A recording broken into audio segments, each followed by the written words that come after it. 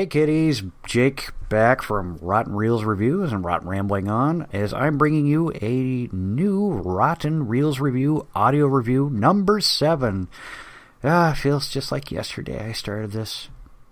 No, seriously, the recordings feel almost like they've been back to back. But I bet you're hankering for what I'm hankering for.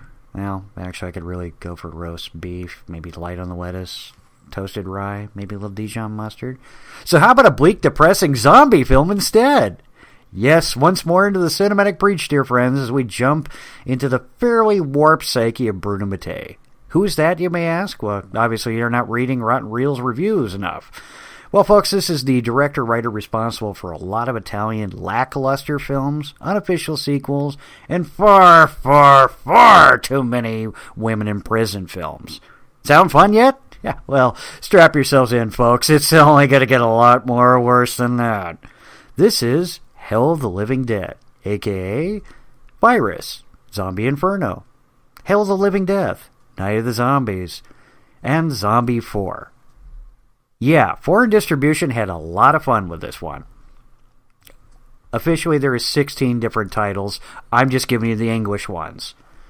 So from the bent mind of writer Claudio Fragasso, who you might know has done more than his fair share of collaborations with Bruno Matte, several of them being Guardian of Hell, Women in Prisons Massacre, Rats, Night of Terror, Strike Commando, the Rambo knockoff, and Double Target. Our story starts with a top-secret chemical research station called Hope Center 1. The irony, of course, is not lost on these people, as two technicians work on the chemical batter. I might have been just like leftover ooze from Turtles 2, I don't know. When a freak accident occurs, causing a massive chemical leak in the facility, turning the entire staff and crew into flesh-devouring zombies. This is literally the first 8 minutes of this flick, and we already get the cliche, "How dare we play God" line tossed in for good measure. During the meanwhile, an unnamed country in Europe, yeah, I swear to God, they don't give anything. Not even a hint. So this collection of terrorists that know that Hope Center is actually a bioweapons division, the collective governments are keeping quiet, and they demand they be closed forever. When a scruffy four-man commando team led by who I can only describe as Italian Ross Hagen from Side Hackers and Hellcats.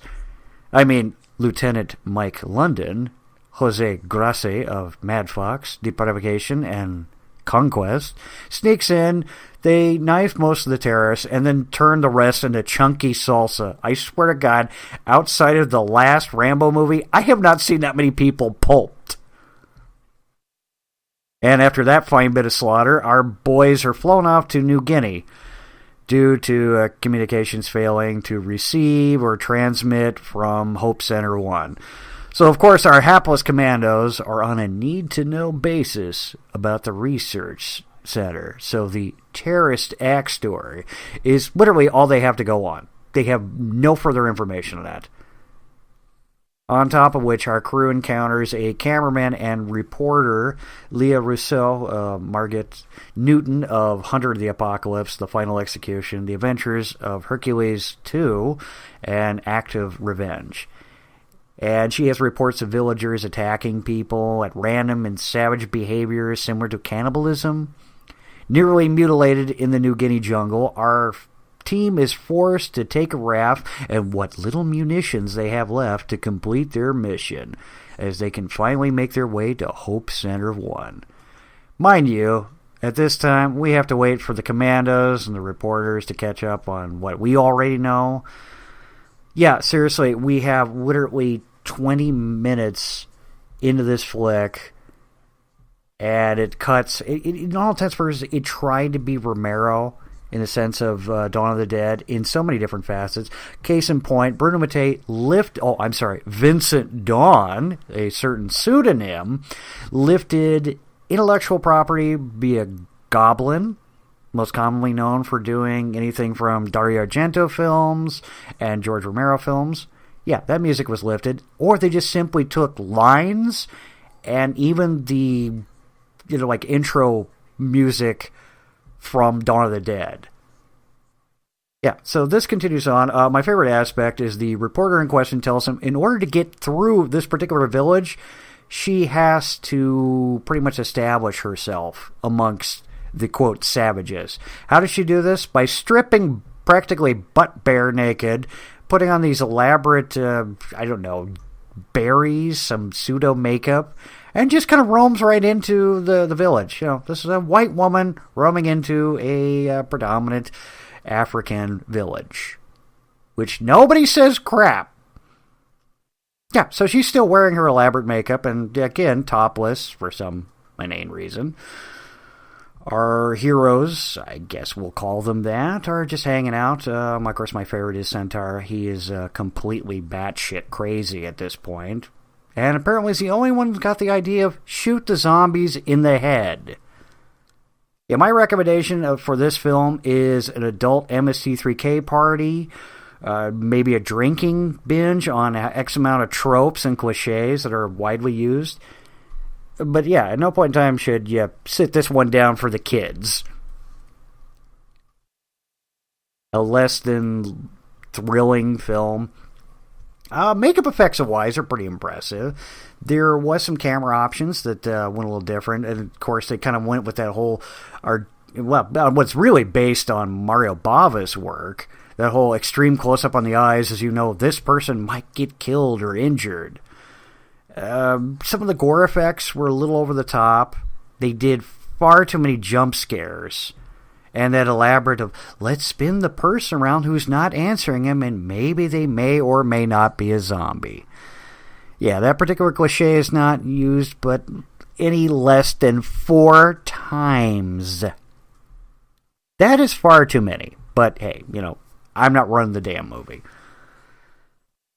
As the characters are dramatically wiped out, I gotta say this for Italy, they don't dink around when it comes to, the child has been changed into a zombie or a vampire or whatever. And they go right to town, man. They smoke this kid. I mean, seriously, Gouda has not been smoked as much as this kid. Bullets are flying left and right, and they finally go, oh yeah, maybe we should shoot him in the head. I'm like, good thinking. But, overall, there is nothing new to the table. We have the cliche, chemical leak has somehow affected one country, and now this is becoming a plague of biblical proportions. I was waiting for Dan Aykroyd to start spouting lines from Ghostbusters just to make us all feel better. Also, most of the dubbing, it almost feels like the same actors are hitting the same, or multiple characters. I mean, this man who is clearly, just by his bone structure alone, is true Africana, has the whitest voice attached to him. Who just speaks in a lower tone. And, no, sorry. I mean, you could give this to Kevin Conroy, and he'd Batman the hell out of it, but it would sound really still odd coming from this clearly Africana man. That's pretty much all I got for it. And again, folks, if you have any suggestions, maybe you got a movie I haven't seen, maybe Sean and I should talk about this. Hell, maybe we can even draft my girlfriend in on this. Oh, that'd be a nutty concept. But I got to say, I am done for now, and y'all have a great evening.